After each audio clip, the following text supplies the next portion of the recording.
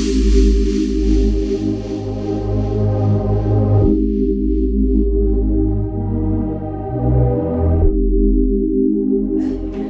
welcome you all here today. Oh, bless you. And I think what we wanted to do at the beginning is just sort of say what's the purpose of this training. But we wanted people to be able to feel confident to go out and talk to others about what is Ecocide law. How does it work? What is it? How will it help? So that's the main purpose of this session. So we want you to get as much as possible out of it. So if you have any questions, feel free to ask. Start with the Ecocide definition, of course, and the proposed Rome Statute amendments.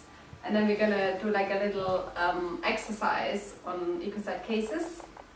And then we're going to go into the history of Ecocide, which is quite interesting because it's actually been discussed in like the 70s and 80s already.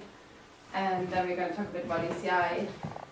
Then we also have a little bit about what's happening elsewhere, so that's other legal initiative like Earth Law, or just to show that more and more people get the idea. And then we have upcoming actions and how to get involved. Right, so basically all of you guys know what is the main idea. So basically the main idea is that a large-scale damage or destruction of the environment has to be recognized as a crime, and most importantly that those responsible can be held accountable. So that is according to the principle of superior responsibility, which means actually the people that are in charge of making decisions rather than the people that work on the ground. And the next slide, so you all know the definition of ecocide. Well, you don't know, maybe. So it comes from the Greek word oikos, which means our house or our home, and it comes from the Latin cadere, which means killing, sorry.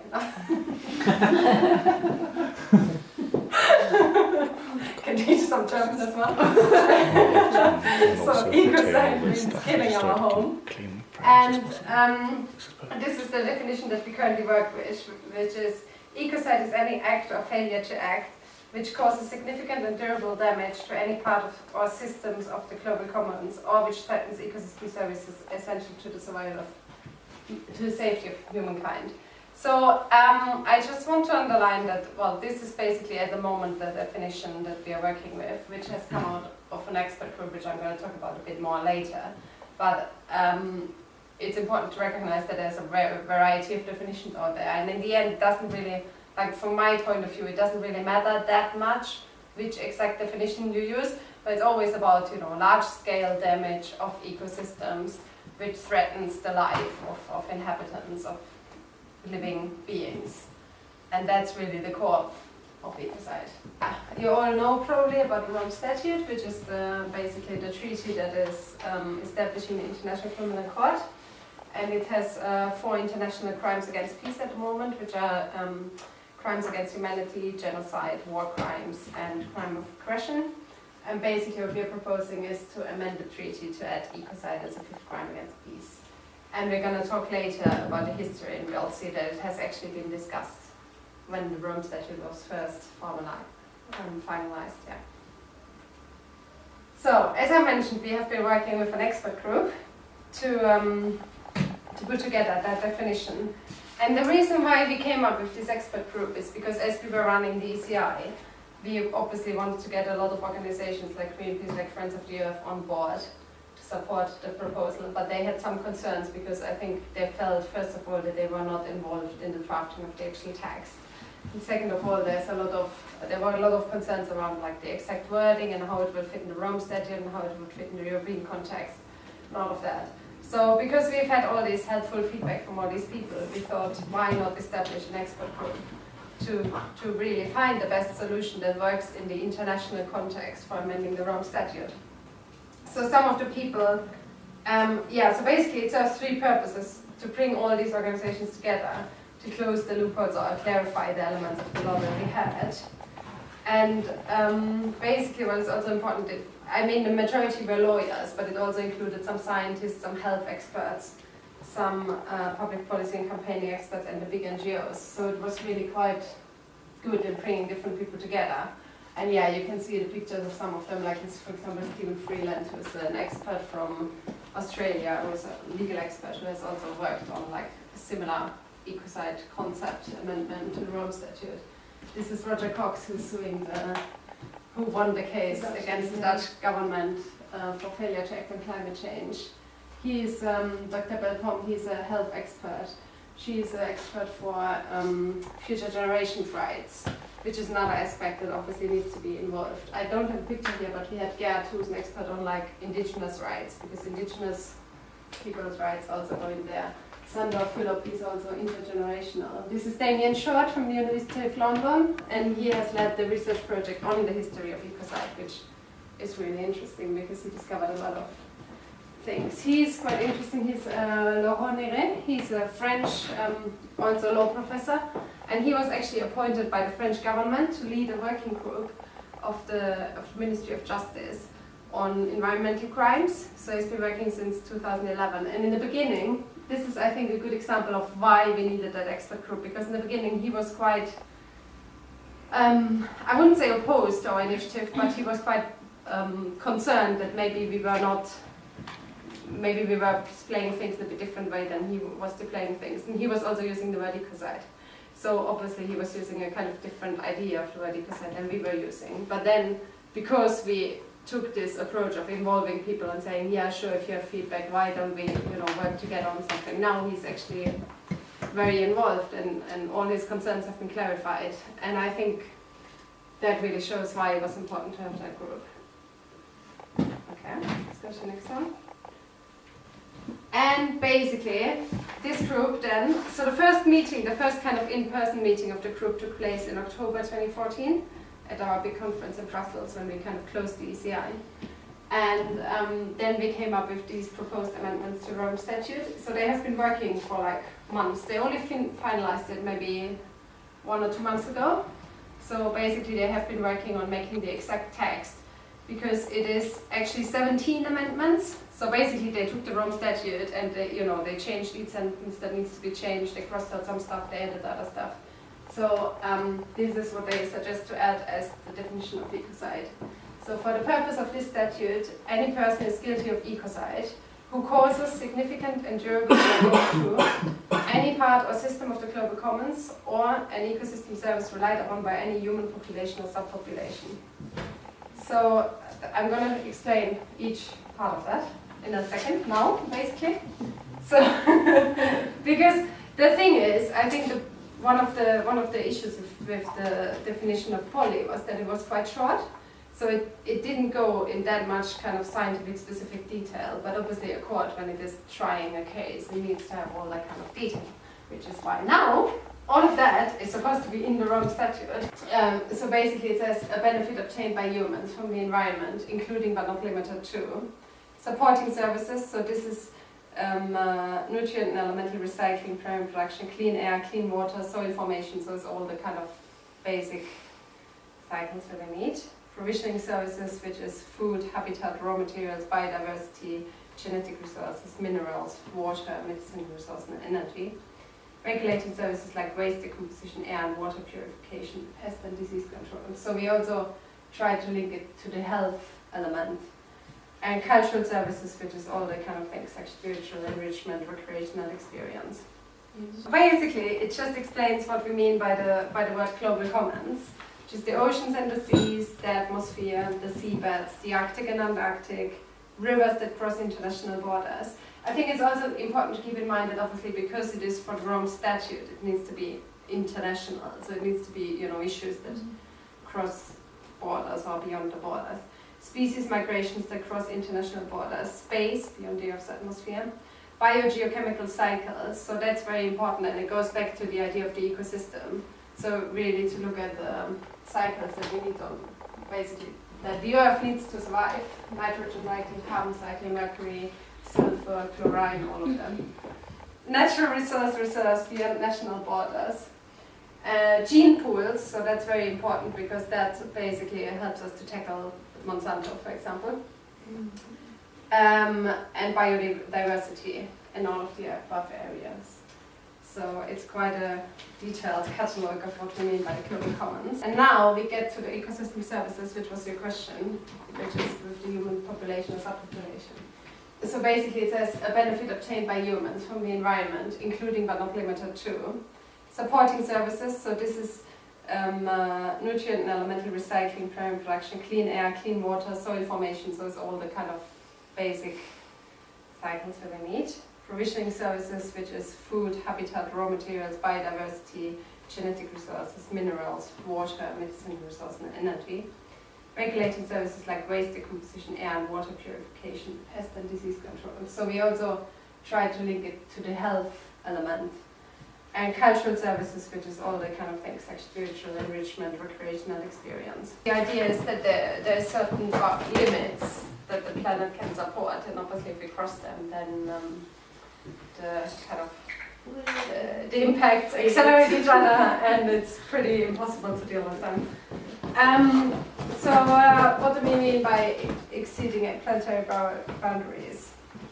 So it's things that interfere with or alter any part of the environment in a manner that exceeds planetary limits, or would exceed these limits if repeated or mustn't at the same rate, which is also important. So it means this is the idea that we always mentioned, which is important, that even if the Ecocide law allows us to capture kind of collective damage, so even if, as soon as like if what one person or one company does was repeated on a kind of regular scale, it would cause that level of damage, it's still criminal. Like it doesn't need to have caused the damage yet. So the whole risk idea is still in there, and the whole idea of accumulating consequences, of assessing the consequences rather than the probability that there's a problem. So, including but not limited to interferences and alterations which could destroy or deplete natural ecosystems or the biodiversity of ecosystems, perturb surface hydrology or groundwater resources, change natural geochemical cycles, including greenhouse gas, nitrogen, or phosphorus. So this is again all the cycles. Release chemicals or waste into the environment, including ozone-depleting chemicals and radioactive particles. So we go to the next slide. So I think the next slide is very important because this is the key features that are still included. So we have a duty of care for ecocide crimes and victims. Who knows what a duty of care means? Would like to explain, yeah? It is basically the responsibility of every human being to other human beings and to the safety of other human beings. Yeah, I think that was a very nice way of putting it. So basically the legal definition is it's a legal obligation which is imposed on an individual requiring adherence to a standard of reasonable care while performing any acts that could foreseeably harm others. So it just means you need to be careful when you do something that might potentially harm others. It is the first element that must be established to proceed with an action in negligence. Okay, then the second one is that there's no intent or knowledge required, which in the legal term, the word for that is strict liability. Yeah. But what that means as well is then that the burden of proof doesn't fall on those who are seeking to get reparation for the crime, and that's really important because that is a barrier, I'm sure you would say in many cases, is actually proving that there was intent behind the actions that's happened, you know, so it's very significant, isn't it? It's very significant, and it goes even one step further because it doesn't even require knowledge. So it doesn't require that the court has to prove. So let's take a big company, yeah? Big company commits ecocide, Shell in Nigeria, okay? So you don't need to prove that the CEO knew that the consequences of the oil extraction was gonna be all this pollution and death, because if he had taken the effort to inform himself, he would have known, because it's out there. It's he should have known. Due diligence. He should have known. She was running the company, it's their responsibility. Yeah, exactly. So basically, by having that principle of strict liability, it allows us to still prosecute, even if somebody says, "Oh, I didn't know," because he should have known. And then what we do, what is included in the amendments, is that the level of knowledge is then used to kind of, when they make the penalty. So obviously somebody who acted intentionally is going to have a higher penalty than somebody who basically caused an accident. But they're still going to be liable. Yeah. And I think that also brings us to the next point, which is really important, which is the precautionary principle. So basically the precautionary principle, I don't know whether somebody would like to explain what it means. I don't think I know it. Shall I explain what it means?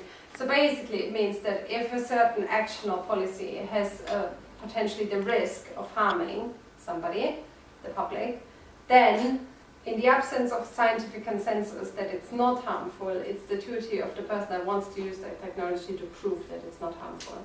You might come to it, but there's often this chatter around the CEO, and actually in massive companies across departments, how do you assess who had the best knowledge as to the crime? So if you make the CEO always the puppet and the fallout, it's like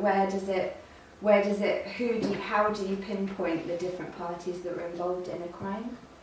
Yeah, that's like an in-depth thing, isn't it? But I think that's something. Yeah, that's something that needs to be assessed by the court for the specific case. Like it doesn't have a clear guideline on that one. I mean, but would it be the person who had superior responsibility for implementing that project? So it'd be the person, it's like the person who's paid the most for that thing to happen. Yeah, it will be definitely, because this is the principle of superior liability here. So it means that the person that was responsible and accountable for that, the person that ordered it, or that,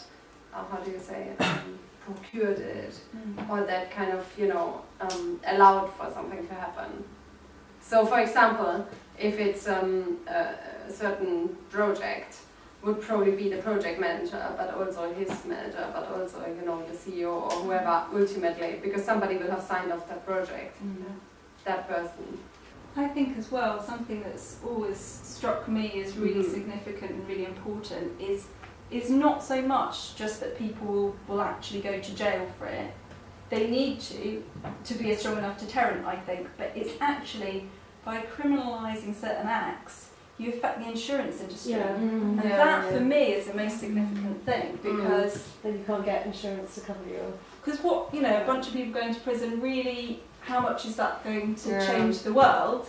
It will change their practices, but it's the insurance thing that shifts everything. For me, that's the most powerful.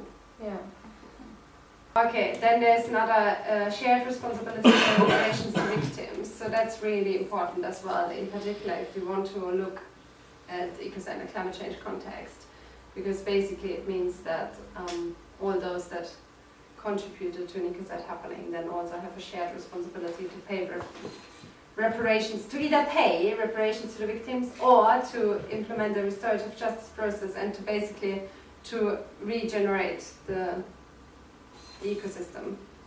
And the last thing, which is also very important, which is universal jurisdiction. So it means no matter, regardless of where the crime has happened or the nationality of the offender, the International Criminal Court could have jurisdiction over that. I think I might have forgotten to mention, I forgot to mention that it also includes the liability of juridical persons. So if there's a trial, it's not going to only trial the CEO, but also the corporation. And this is something which we have elaborated a bit more in these amendments than it was in the previous draft. So now it's really clear that it can be an organization as well. So even if the CEO of Shell pledges, insanity, the corporation Shell is still going to be liable, and they will still be prosecuted. If that makes sense. So basically, in order to assess whether the damage is significant, for the global commons bit, you remember the definition had two parts, the global commons bit and the other bit. The introduction or removal of a material substance to an extent that exceeds planetary boundaries or the violation of any international treaty covering the global commons. So that is basically relating to the planetary boundaries that I mentioned before. And with the ecosystems, it's the elimination, obstruction or reduction to an extent that undermines or creates an increased risk of undermining the continuing survival or well-being of the population. Okay, now let's move to the cases.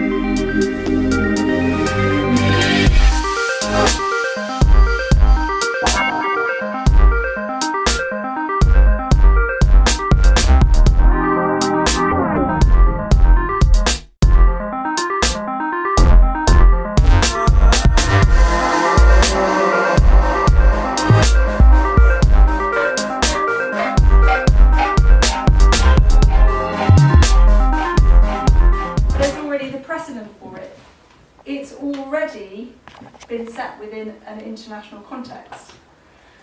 So it's a very useful kind of discussion point with people. So it was introduced as a crime during wartime. It's in version 4 of the Rome Statute. I think it's Article 22, something like that. And it basically was largely introduced with reference to the Vietnam War and the use of Agent Orange and the impact that that had. So it is there already, but then basically what's interesting about ecocide is actually it's really closely linked with the climate genocide, which I had, there's a paper by a professor called Dr. Damien Short, and it covers the full history of ecocide. But basically, so in 1933, Lemkin came up with the concept of genocide. If anybody knows more about it, then feel free to jump in. But basically, his concept of genocide included physical destruction of an ethnic or racial group, but it also included what was called cultural ecocide. So that would include affecting any particular ethnic group's ability to live the lifestyle that they were living, which would include, say, for example, destruction of the Amazon rainforest and therefore the ability of certain groups to live in the way that they're traditionally able to do. So when the crime of genocide was first brought in, really, unfortunately, Lemkin, and he was very kind of sad about it, was that it only the kind of physical side of the law really became entrenched in the legislation. So what's really interesting when Professor Damien Short looked back at the history of ecocide is that it has been debated since 1948, and it comes in and out of lots of different committees at different times, and it's actually quite a kind of checkered history in a way, and it's hard to sort of trace it through thoroughly because he actually spent ages rummaging in the basement of the UN trying to find all the documentation. But so you can see that in 1972 it was discussed. Olaf Palme spoke of the Vietnam War as an outrage, sometimes described as an ecocide, and so that was when it became a crime during wartime. But then it's been discussed in several committees between 1978 and 1995. And then what seemed to happen in 1995 was that, or was it 1996? 1995. 95. So then it was discussed by the International Law Commission, and it was also discussed in another group whose focus specifically is genocide. But what happened in the Law Commission version was basically it was dropped. It was Article 26, and it was just dropped out of. It had formed a large basis of discussions, and lots of countries were in favour of it, and lots of countries protested about its removal from the proposals at that time. But after a lot of searching by Damien Short, he discovered that it was largely due to diplomatic pressure that it was removed by 4 countries. Anybody want to guess what those 4 countries are? UK, US, Netherlands. Yeah, one other country, and France.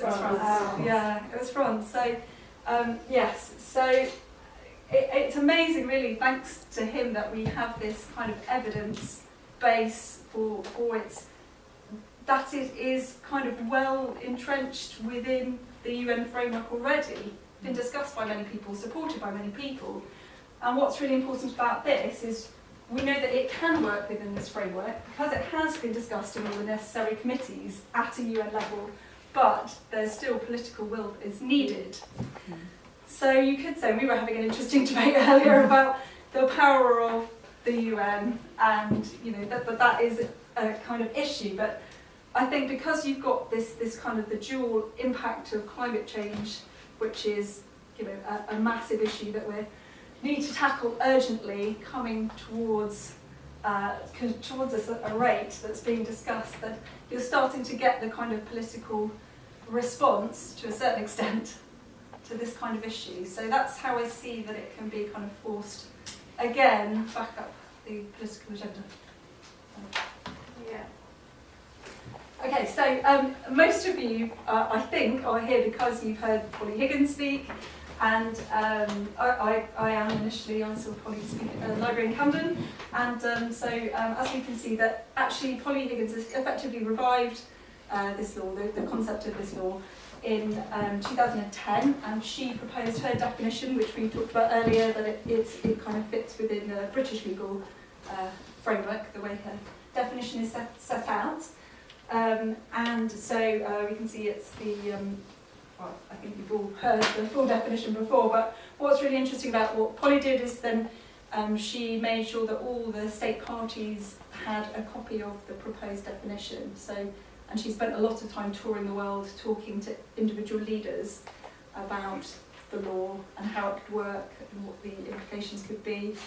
And that's something that, when I think all of us, when we've seen her speak, she's spoken about that.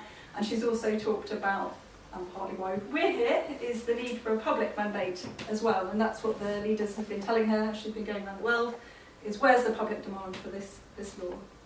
So, you can see that then, leading on from that, actually, as a result of hearing Polly Higgins speak, Priska volunteered herself, well, she didn't realise she was doing it, and said, how about doing a European Citizens Initiative? Does everybody know what a European Citizens Initiative is?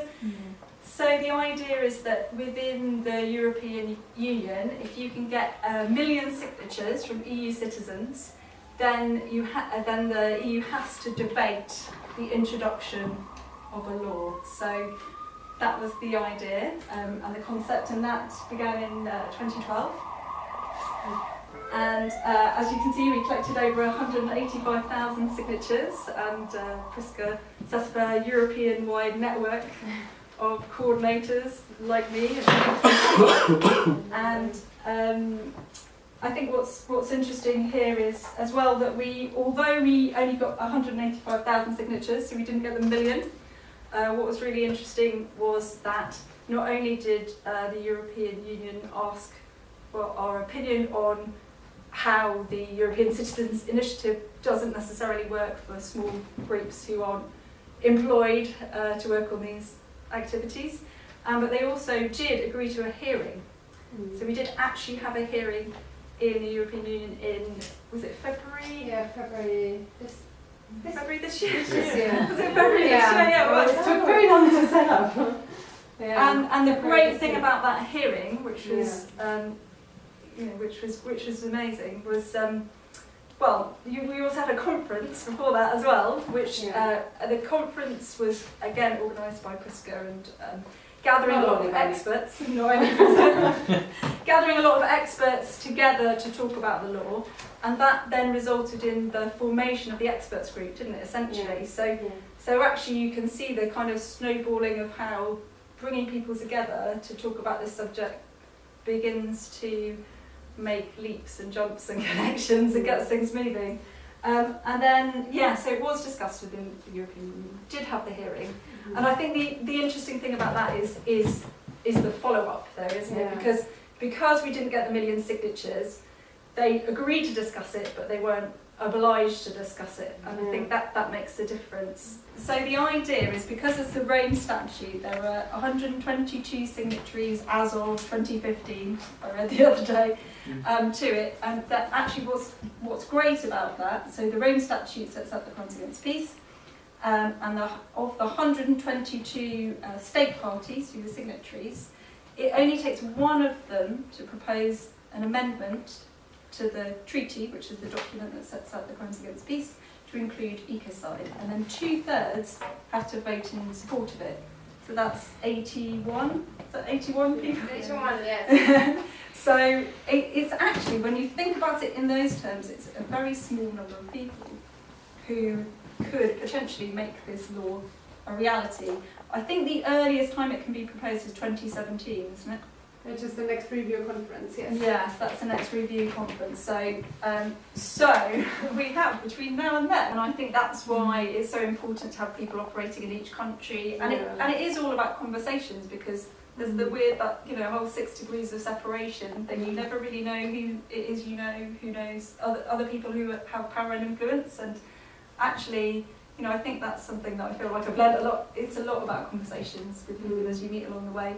Because I think that's another thing that sometimes a barrier is people sort of say, oh, well, it's heads of state, well, what have I got to do with that? It's not really so far removed from me, but actually, you know, we should be talking to RMPs, talking to ambassadors, talking to everybody, because, yeah, maybe they've got influence in the media.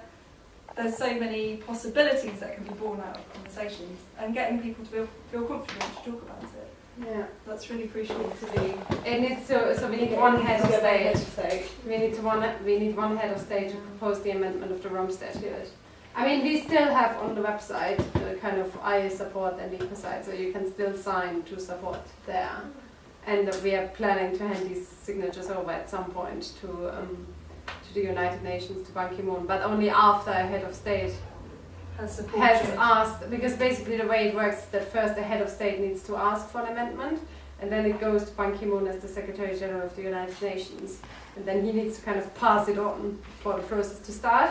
But it's more, I mean, usually he will do it if a head of state asks, but that's why we have the petition anyways, to show that, you know, it's not only one head of state, but there is actually support from all over the world for this, from the citizens, which is why it's still important to collect signatures. But at the moment they don't have the same kind of legal strength that the ones for the ECI had.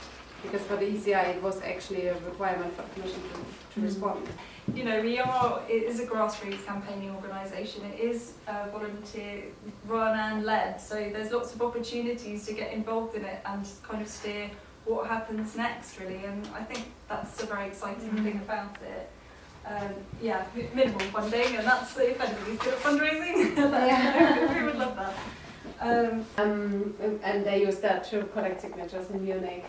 Or for example, this is Hila from our French team, now Israeli team, in Paris, organizing like flash mobs, and she also did this like poster herself, which is really cool.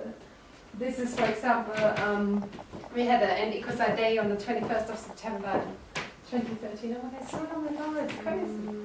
And where basically everybody painted their hands in a different color, and then we all uploaded like this as our Facebook profile picture, and basically try to, you know, get other people to do the same kind of Ecocide. Because we also had a T-shirt. We should have worn the T-shirt today. Yeah, we had a T-shirt that also said Ecocide. And this here is really cool. Maybe I will show you in the end of the video. This is a flash mob they did in Austria, and we also made a really cool video about that. So yeah, it's just some examples of the kind of stuff can be done. This is just to show the amazing people that supported Ecocide as well, where we have Vandana Shiva, we have Vivian Westwood, we have Satish Kumar, we have Kuminayo Nimobase, we have a number of MEPs. These are actually, this is Eva Joly, Ulrike Lunacek, and Catherine Grace, which is all MEPs from the Green Party in the European Parliament, and they are in Amazon at that moment at Belamonte, and they took a banner to protest. And this is the official launch of the ECI in the Parliament. Here we have Keith Taylor, we have Polly, Eva Joly, me, and then this is Joe Leinen, so he's from the Social Democrats. So basically it was quite good because obviously, yeah, two Greens, one Social Democrat. But we also had, who I didn't put there, Catherine Lepage from ALDE, which is the Liberals Party. She was super helpful and she was a great supporter as well. So, yeah, we try to attract, I always say, any political party can support an Ecocide. Yeah, because it's true, because it's about conserving the environment, right? So it's a conservative issue. It's about protecting... Conservative doesn't mean what you think it means. In the United Kingdom, maybe. Actually, we've not got a political spread in our volunteers. We've got some volunteers who take themselves to be conservatives and others who are not. So it's interesting. It's definitely, I think it fits all of them. It's obviously about social justice, so obviously it fits in the Social Democrats. It's clearly about the environment, so it fits with the Greens. It's also, I think it's also about liberalism, because it's about exercising our rights. I mean, you know, if there's no planet to live on, then obviously we can't exercise our rights and freedoms. Yeah. The most important slide I want everybody to remember. Okay? Duty of care, strict liability, precautionary principle, rights of future generations, which I forgot in the previous one, liability of juridical persons, superior liability, restorative justice, and universal jurisdiction. Those are the most important things. If you know these, you're going to win any lawyer. And I think we're all convinced, but anyways, why we need the crime of ecocide. We needed to act as one law to end different types of environmental destructions. We needed to hold decision makers accountable for what they do. We needed to preserve and protect biodiversity, obviously, to protect entire ecosystems, not only the individual elements. We needed for the transition to a sustainable and low carbon economy, which is what I mentioned before. You know, it can really, I forgot the word in English, but it's like this thing in the tracks for the rail, when you know where you put the direction that the train goes. So yeah, so basically it's the rails. Yeah. It's similar to the changing point. The changing points for the rails. We all know what I'm talking about, right? Yeah. So basically, you change one thing, and it kind of shifts so many other things. Interjunctions. Interjunction. Exactly. And most importantly, also to create a shift in values and recognize the Earth's intrinsic value or the Earth's rights, if you want to put it in that way, which is very important. And now before we go to what we can do, I just want to spend a few minutes talking about other things that are happening in the world, because I think it's quite important and provides a bit of context. So already in 1993, how long does that go? More than 30 years.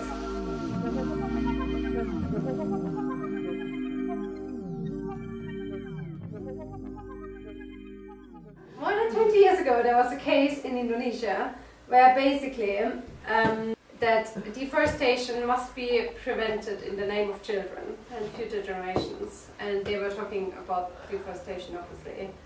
Irreversible ecological damage must be prevented. And then the other one in 1998 is the Aarhus Convention. And this one, many people are like, oh, it's bureaucratic. But actually, I think it's quite important because it's a treaty that has all the EU member states as signatory and I think some other countries. And it basically establishes 3 rights for the public. The first right is to access information on environmental issues. The second one is public participation in decision making about projects that can have an environmental impact. And the third one, which is the most important one, is the access to justice. So it means that either individuals or organizations can actually go to the court if these 2 previous rights have not been respected in a certain case. So let's say somebody wants to build a coal mine in your neighborhood. If there wasn't a consultation on the environmental impact, and even if there was one and the outcomes of that have not been respected, you can go to the court and you can sue the local authority for that. And this is really important.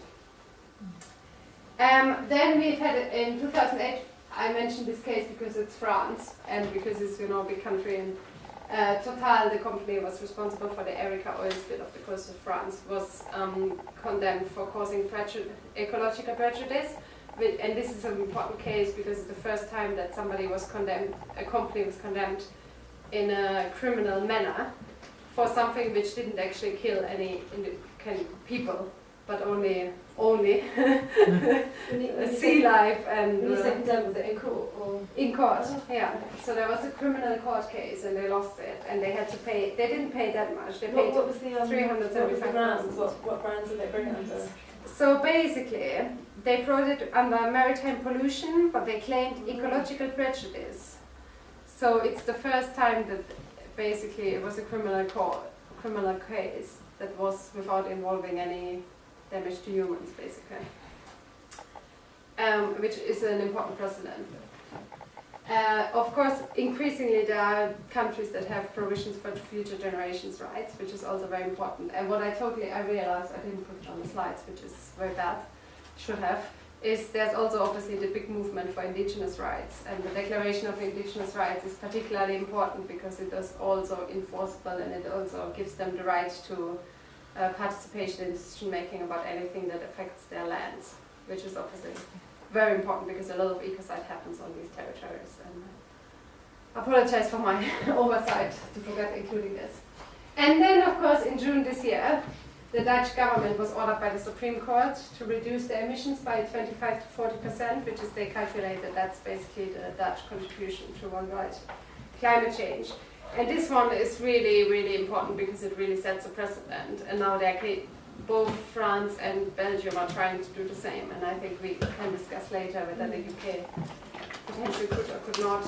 It's just a little bit about that was that Kristen said that the Dutch government was appealing, and I haven't found out. Yes. Yeah, No, that's happened. we don't know. No, they I are don't think appealing. they are appealing. Yeah. So we need to wait for that continues. But I think the important thing why I'm showing all of this is because it shows that there's more and more people that think we need a legal solution. And the second important thing is the emerging body of what is called Earth Law. So we've had in 1982 the World Charter for Nature, which is basically a big UN declaration where more than 100 countries signed it, and it states that every form of life is unique, warranting respect regardless of its worth to man or women. They always exclude women. It's true. In 2008, this is very important, Bolivia included, Ecuador included in its constitution the rights of Mother Earth, Pachamama. And what is even more important is that there was already a case in 2011 in Loja.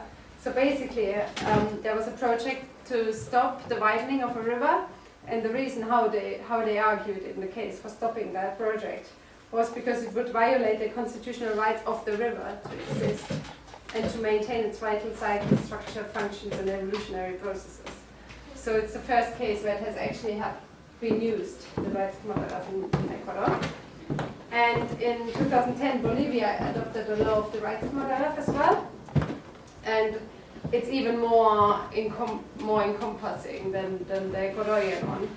And it grants nature the rights to life, biodiversity, water, clean air, equilibrium, restoration, and freedom from pollution. And it also has an ombudsman for the Mother Earth to protect the rights. You might know the concept of an ombudsman. It's often used for, like, for example, future generations' rights or children's rights. So they have an ombudsman. And even there's some counties in the US which have ruled basically against fracking, but they have used the right to clean air and water, a right to healthy environment, and the rights of nature in the arguing for the case. And there's some other cases in all these countries that I'm putting there, but I think we don't want to go into detail. It's getting a bit late. This year only, in June, we had a declaration by all these small island states of the people for climate justice. Our rights and our capacity to survive must not be dictated by the continued dependence on burning of fossil fuels. So these are all good candidates to approach for lobbying on the amendment. And then Bolivia, this is really important, I think. They have included in their contribution to the, for the COP, each country had to submit a national contribution of what they're planning to do in terms of climate change. So basically they have submitted in their contribution that they want an international court for climate crimes. And they also have mentioned the protection of the rights of Mother Earth and the recognition by governments of the right to water. So that's really good. And I think especially their proposal of the International Court of Justice for the Climate and Mother Earth, which would ensure that all countries fulfill their climate obligation. Basically they suggested something where there would be a complicated formula based on the development of the country, the past emissions of the country, the size of the country, how many people live in the country. I think technological progress, like how much technology the country has. And basically calculating according to that formula, each country would get a certain right to pollute, to emit a certain amount of gases. And as soon as they if they don't stick within that limit, then they would be prosecuted in front of that court. So obviously it's only one country. We don't know whether the others are going to agree. I think it was not particularly helpful that he put in the same submission that we must end capitalism.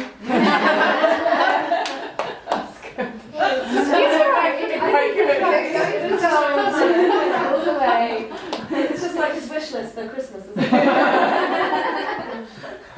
But it's important, I think it's important. Yeah, no, I agree, totally. So that's the name of the declarations. We already mentioned President Hollande. So it's a declaration of rights and responsibilities for humankind, which he wants. And then for example, I think this is quite interesting that in Indonesia's government agency, basically the kind of Met Office of Indonesia, they call the fires there that are happening at the moment, which you know is the biggest ecocide ever. So basically, they talked about a crime against humanity of extraordinary proportions.